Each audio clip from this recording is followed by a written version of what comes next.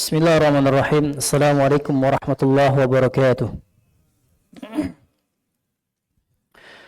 Alhamdulillah wa kafa billahi syahida. Asyhadu an la ilaha illallah wahdahu la syarika lah. Wa asyhadu anna Muhammadan abduhu wa rasuluhu sallallahu alaihi wasallam la nabiyya ba'dah. Allahumma faqqihna fid din wa 'allimna ta'wil. Allahumma a'inna ala dzikrika wa syukrika wa husni ibadatik. Wa sallallahu ala sayyidina Muhammadin wa ala alihi wa sahbihi walhamdulillahi rabbil alamin. Yang sama-sama kita hormati DKM Masjid Al-Aqsa beserta jajaran, bapak-bapak, ibu-ibu yang dimuliakan, yang dihormati, yang dimuliakan oleh Allah Subhanahu wa taala. Kita bersyukur kepada Allah dengan ucapan alhamdulillahi rabbil alamin. Dan kita bersalawat kepada baginda Muhammad yang mengucapkan Allahumma salli ala sayyidina Muhammad wa ala ali sayyidina Muhammad. Assalamualaikum ya Rasulullah, assalamualaikum ya Habibullah. Bapak Ibu yang dimuliakan oleh Allah, tidak terasa Ramadan sebentar lagi meninggalkan kita. InsyaAllah kita berdoa kepada Allah, semoga tahun depan kita masih diberikan kesempatan untuk berpuasa di bulan Ramadan. Amin ya Rabbal Alamin. Ada satu pesan yang disampaikan oleh Allah Subhanahu wa taala di dalam Al-Quran. Apa yang disampaikan oleh Allah Subhanahu wa taala dalam Al-Qur'an surat Fussilat ayat 30. A'udzu billahi samii'il 'aliim minasyaitonir rajim. Innal ladzina qalu rabbuna Allah tsumma istaqamu tatanazzalu 'alaihimul malaa'ikah alla takhafu wa la tahzanu wa abshiru bil jannati allati kuntum tu'adun. Kata Allah Subhanahu wa taala, Bapak Ibu yang dimuliakan oleh Allah, sesungguhnya orang-orang yang mengatakan, yang mengakui mentauhidkan Allah Subhanahu wa taala, semata-mata mentauhidkan Allah, menyembah Allah, tidak menyembah yang lainnya. Maka para ulama mengatakan bahwa syirik itu ada dua macam bentuknya. Ada namanya syirik akbar. Jelas melakukan kesyirikan, menyembah pokok kayu, menyembah kuburan dan seterusnya. Itu haram hukumnya. Dan itu jelas dan nyata. Tetapi ada satu hal yang mana manusia banyak lalai dan menganggap itu sepele saja. Padahal yang demikian bisa menghanguskan segala bentuk amalan-amalan kita. Namanya yang kedua adalah syirik khafi namanya. Atau disebut dengan syirkul asghar. Syirik kecil. Apanya syirik kecil Bapak Ibu? Yaitu syirik atau menyekutukan Allah agar ibadah-ibadah dia dilihat dan dipandang oleh orang lain. Kalau umroh, posting di Instagram. Kalau pergi haji, buat status. Bukan untuk Allah Subhanahu wa taala beribadahnya. Habis buka puasa Senin Kemis atau puasa Daud, alhamdulillah hari ini kita puasa ini.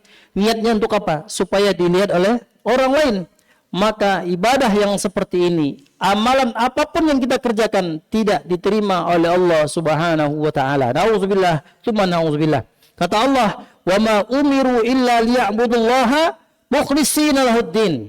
Allah Subhanahu wa taala memerintahkan kepada kita beribadah semata-mata hanya untuk Allah Subhanahu wa taala, bukan untuk yang lainnya. Kemudian pesan yang kedua yang disampaikan oleh Allah dalam surah Fussilat itu, "Tsumma istaqamu." Kemudian mereka istiqamah. Istiqamah mentauhidkan Allah. Istiqamah beribadah kepada Allah. Dalam tafsir Ibnu Katsir maksudnya istiqamah adalah istiqamah menjalankan perintah-perintah Allah serta meninggalkan apa saja yang dilarang oleh Allah Subhanahu wa taala. Bulan Ramadan Bapak Ibu mengajarkan kita untuk belajar istiqamah. Bulan Ramadan mengajarkan kita untuk di malam hari kita melaksanakan qiyamul lail, salat tarawih secara berjemaah. Nanti kita i'tikaf, nanti kita i'tikaf, berzikir, baca Al-Quran dan ibadah-ibadah yang lainnya. Tetapi setelah habis di bulan Ramadan, apakah kita mampu untuk menjalankan apa yang ada di bulan Ramadan setelah habis di bulan Ramadan? Maka Syekh Yusuf Al-Qaradawi rahimahullah ta'ala berpesan. Rahimahullah, beliau wafat di Qatar beberapa tahun yang lalu, ulama kebangsaan Mesir. Beliau menyampaikan di muhadarahnya apa yang disampaikan oleh Syekh Yusuf Al-Qaradawi rahimahullah.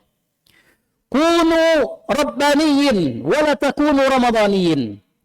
Jadilah kalian hamba Allah Subhanahu wa taala yang beribadah kapan dan dimanapun saja berada, secara istiqamah beribadah kepada Allah Subhanahu wa taala.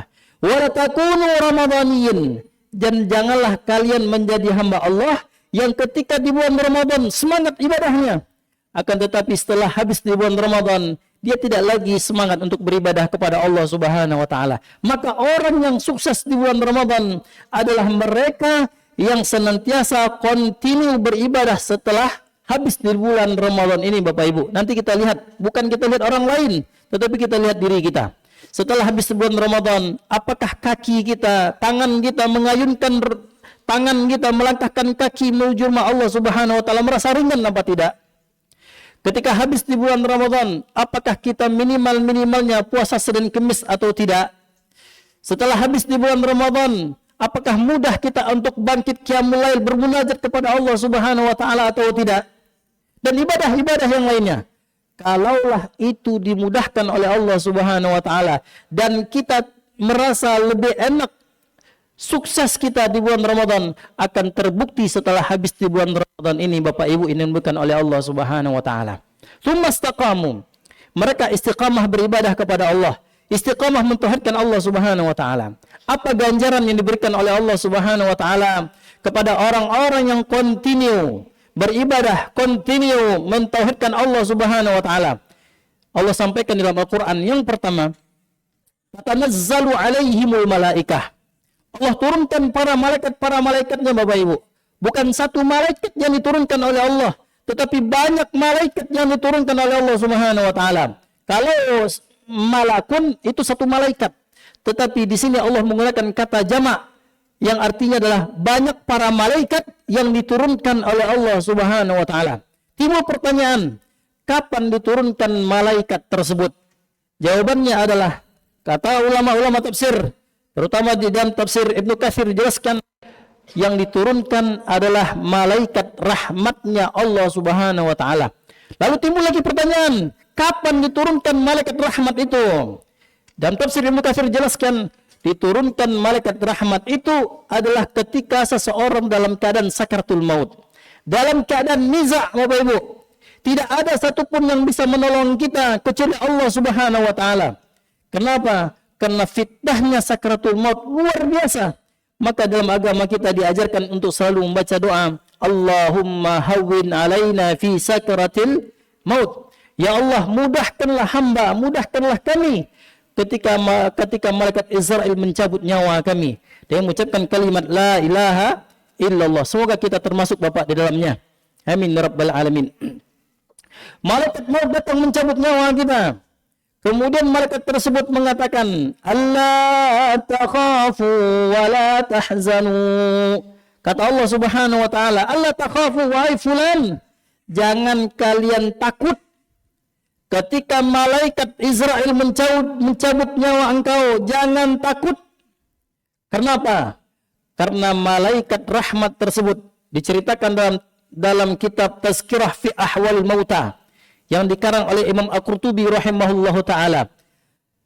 Malaikat rahmat mengepakkan sayapnya yang sebelah kanan, kemudian calon jenazah ini melihat begitu dahsyat tempat yang disiapkan oleh Allah Subhanahu wa taala dalam surga melalui perantaran malaikat rahmat tersebut.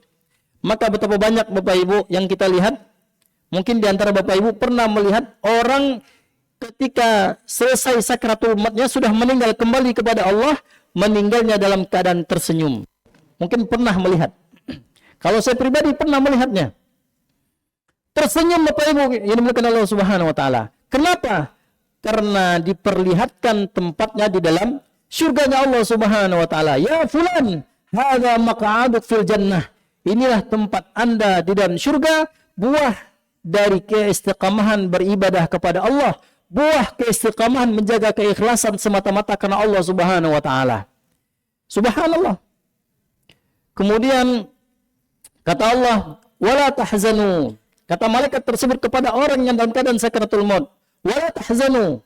Janganlah kalian bersedih hati. Bersedih hati dari siapa Bapak Ibu? Bersedih hati terhadap anak-anak yang kalian tinggalkan. Bersedih hati terhadap harta-harta yang kalian tinggalkan. Jangan bersedih hati terhadap itu semua. Kenapa? Karena harta-harta yang kalian tinggalkan yang begitu banyak, aset yang kalian tinggalkan begitu banyak, sudah dibagi secara undang-undang hukum waris.